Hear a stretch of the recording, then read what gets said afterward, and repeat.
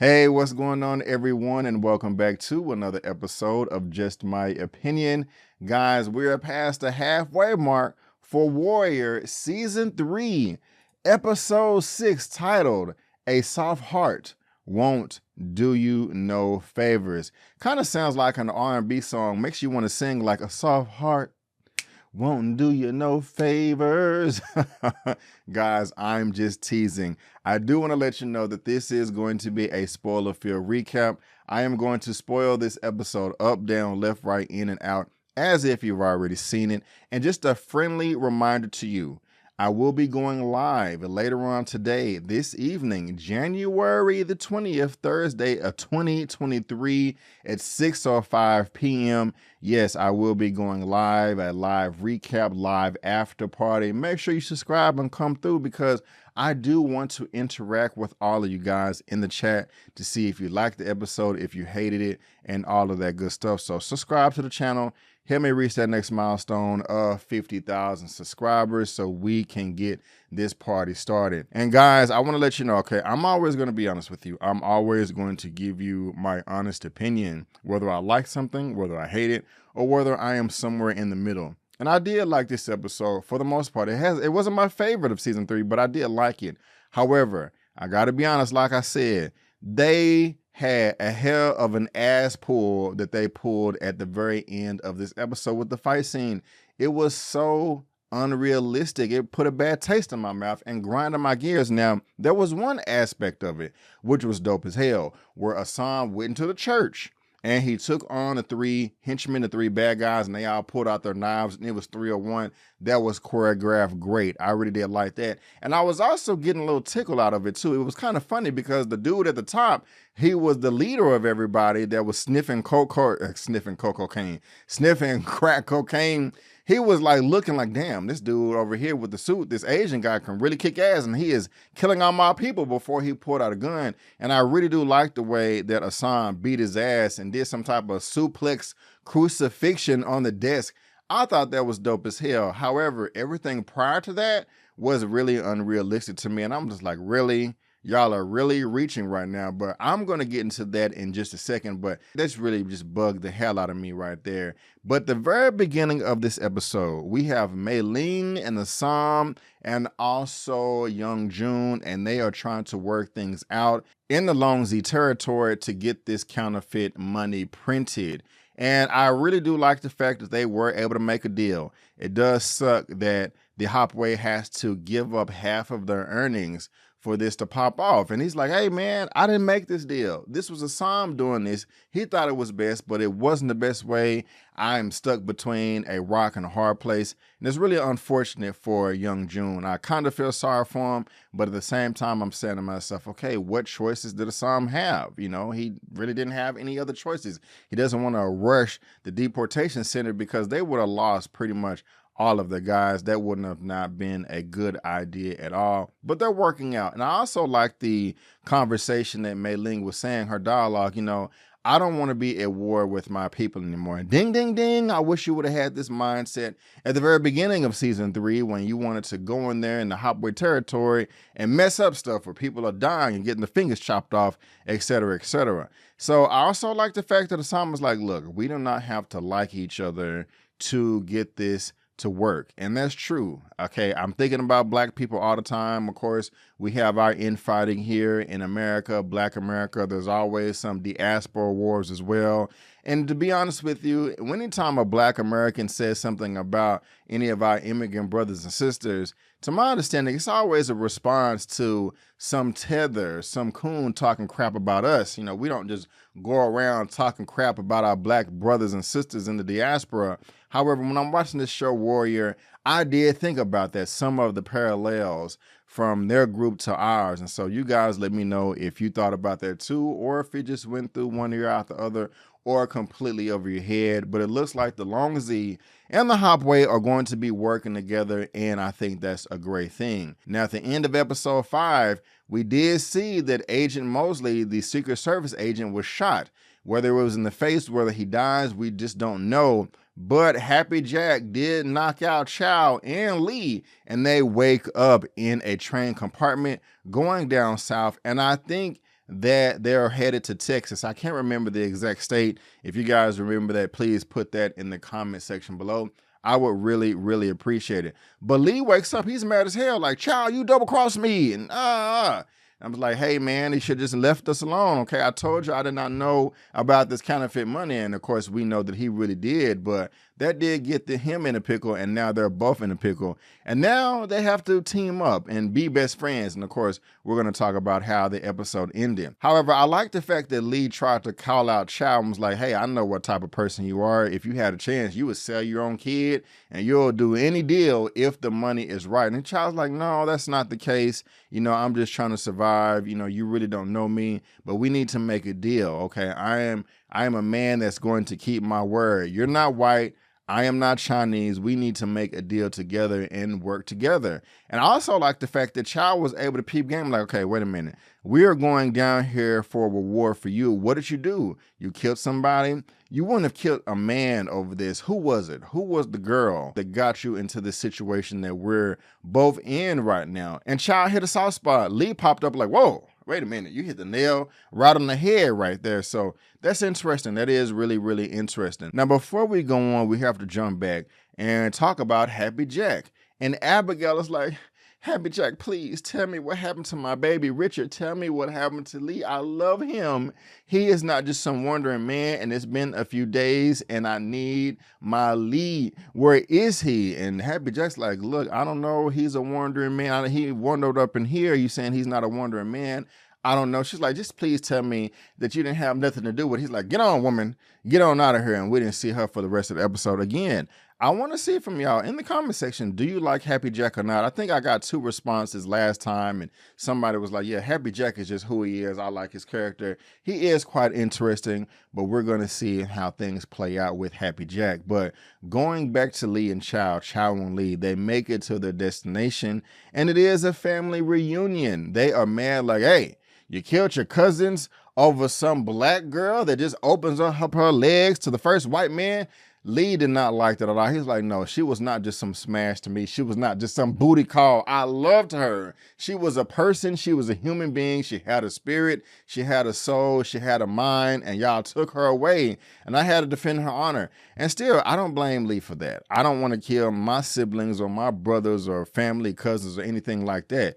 But if I have a girlfriend or somebody that I love, and y'all just brutally murder her out of nowhere, I don't know how I react during that time because I've never been in a situation like that before. But at the same time, putting yourself in Lee's position, he was probably like, oh no, this is not going to go down like this. I cannot allow this. This is a bunch of crap. You guys got to go. Now, I do like Chao. They trying to pick on him like, oh, this is a strong Chinaman now. They get stuck in their little doom buggy and they want Chao to dig it out. He put the gun in his face. Chao knocked that gun out of his face like, hey man, I ain't no mother effing slave. I don't remember if it was season 2 or season 1. It was probably season 1 where Chao had that little speech like, hey man, I was a slave for this amount of years and I will never go through that again because I am not no mother effing slave. And I like that. He got his ass whooped, but he escaped out of there. Lee was like, hey, I got a plan, okay? I'm gonna run over here, knock out my cousin. That's gonna allow Chao to leave, and then hopefully Chao is gonna escape, come back and free us all, and we can go the hell home. And I don't think that Lee actually thought all that through, but it just happened to work out that way. And that's cool. Chao was running. He got the spike out the train and he was trying to undo the handcuffs and he got out of there. And I like that. It was some good acting. He was really, really breathing heavy and a nervous panda like, man, I got to get the hell out of here.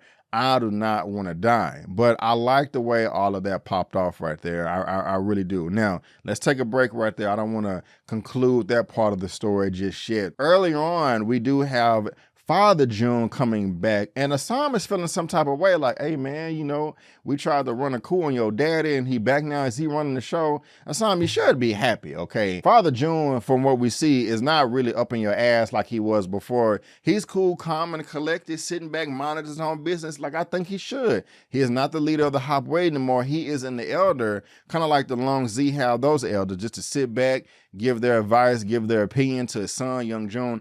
I think that's the perfect relationship. So I am super happy that Father June is back. But he's like, hey man, I know these Krauts over here, they're German. We can sell them this fake money at a 3-to-1 value and get this silver, and it's going down. And I really do like that. I also like the fact that they was very honest with them. Like, hey, they could have played them off like, hey, this is some real money right here. Give us the silver. But they didn't want that smoke. They possibly knew that this was going to come back and bite them in the ass. So they're just going to be honest with you like, look, we're going to give you some fake money, but we'll give you it 3-to-1 of the value. But they ended up changing it to 4-to-1. But even before that, I was laughing when Assam and them, they pulled up and old dude came and he was like, hey, who are y'all? And Assam was being the translator. He's like, you know, hey, go get your boy. We have Father June here with the Hop Wei. The dude was like, okay, who are you again? The hip, whatever the fuck. I laughed my ass off. I don't know why that was just so funny to me, but the way that he really didn't care about their name, their status, their title, and all that, just like hip, whatever the fuck. I laughed out loud. That was just really funny to me. You guys let me know if you guys got a laugh out of that as well. But I am not going to blame Assam for feeling the way he did about seeing his people getting used and abused this way. I have a soft heart as well. I would not like that either. And there was being an asshole rubbing it in even before Young June and Assam saw them beating a little boy for stealing. He just like, oh yeah, cheap labor. And he gave the little history lesson like, you know, the Spaniards came in and the Mexicans and the savages, and now we're here and that there's commerce, cheap labor, right? Well, ha, somebody got to get rich. Assam didn't like that. He was like, yeah, somebody got to get rich. Like, you know, y'all bitch asses, you know, at the expense of my people right here. And so I got to give it to Assam and his character. I like that he's not just towing a line like, oh, you got a nice establishment here.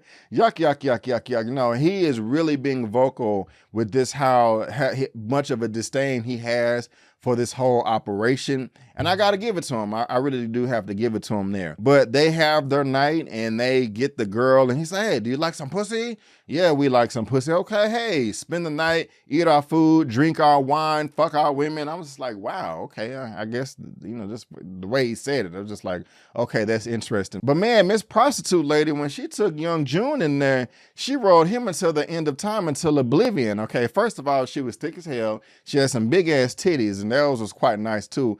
I like Young June's acting when she opened up her shirt or her blouse or whatever the hell it was. He was like, oh, I like that. Threw up against the wall, slapped her ass, and they got it on in there like swimwear. He's like, man, I can't feel my body.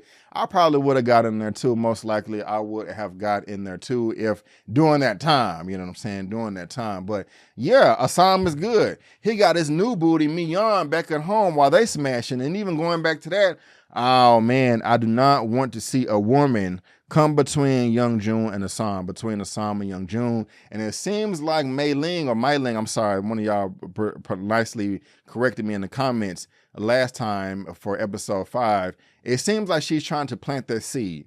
We cannot trust her. And that's what Father June was saying at first too. Like, okay, I know you got this operation right here, but how much can you really trust Mei Ling or Mai Ling? I'm sorry, okay? No, we cannot trust her. And it seems like Mai Ling is planting those seeds so that there can be some ruckus and she can come in and just take down everybody.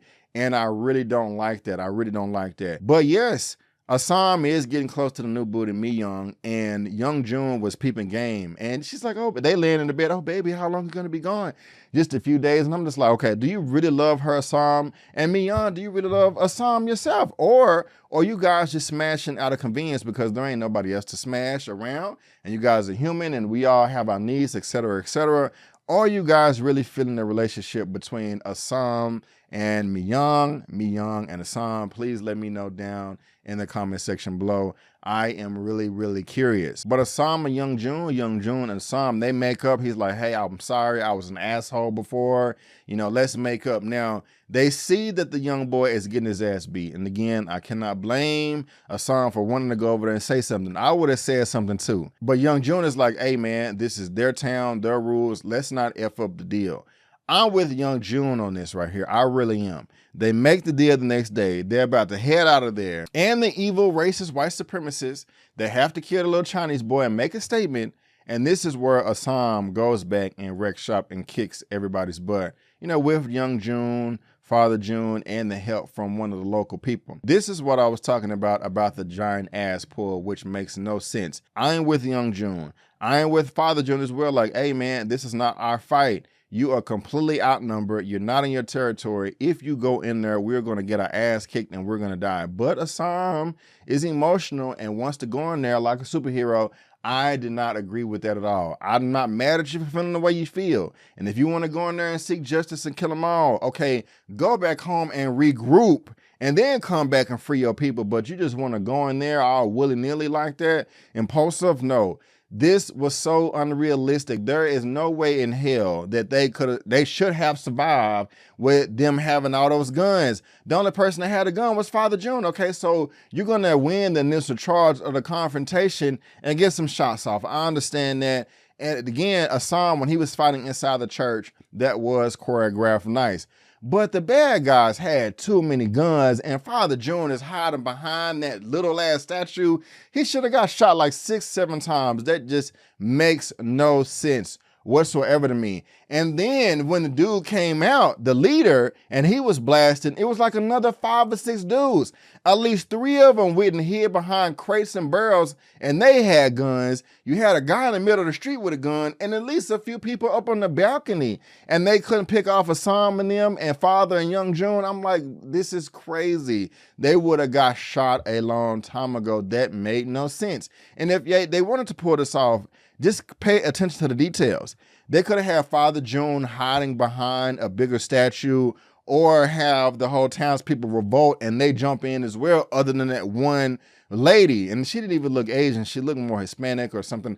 I could be wrong. But again, guys, I was really irritated with the scene where Assam ran in all willy-nilly impulsive, but then Father June did get shot, but he should have got shot much more than that. You know, I was just like, whoa, this just does not make any sense. And again, I really do like the fight scenes with Assam in the church when he fought the 3 people at first and then the last guy at the end where he did the suplex crucifixion. That was dope. But other than that, man, I was like, wow, this is crazy. This is crazy. This is really, really crazy. Lee and Chao free themselves. He's trying to talk to his cousin like, hey, man, you're not like them, okay? You're better than them. Don't let them lead you down this dark path. And he didn't want to shoot his cousin because he knew that he was really impressionable and just had bad influences and role models. He could have turned him to the side of good, but he had to kill him, and that really hurt him. He did not want to do that. Lee has now killed his whole family out of survival.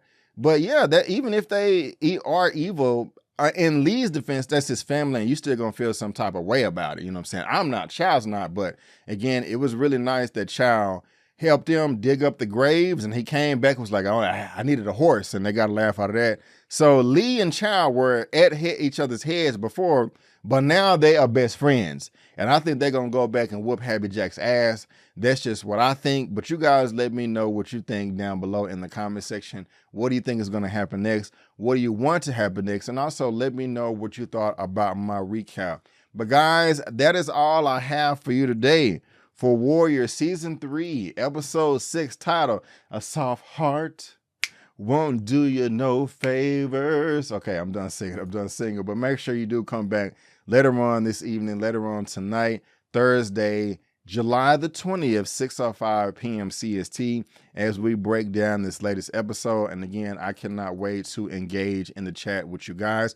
Also, I owe you guys a couple of movie reviews from the Haya website. Right now, I have Young Yip Man and the Grandmaster Kung Fu. I still got some on deck. I just got to finish editing and all that, and I will upload those to the channel. But make sure you subscribe so we can talk about episode 7 next week and every other thing that I got going on my channel. Help me reach 50,000 subscribers. And again, if you do, you're going to get movie reviews, spoiler movie reviews, also martial arts movie reviews, Warrior Season 3, Marvel's Disney Plus Secret Invasion, series reviews, a weekly movie news roundup show, weekly superhero comic book show, trailer reactions, and some interviews as well. And after I upload this video right here, guys, I'm going to be working on episode 4 for my adventures with Superman. I'll cover a lot of stuff over here. Guys, again, thank you so much for tuning in. And before you go, don't forget that my name is Brandon Avery, and that's just my opinion. Peace.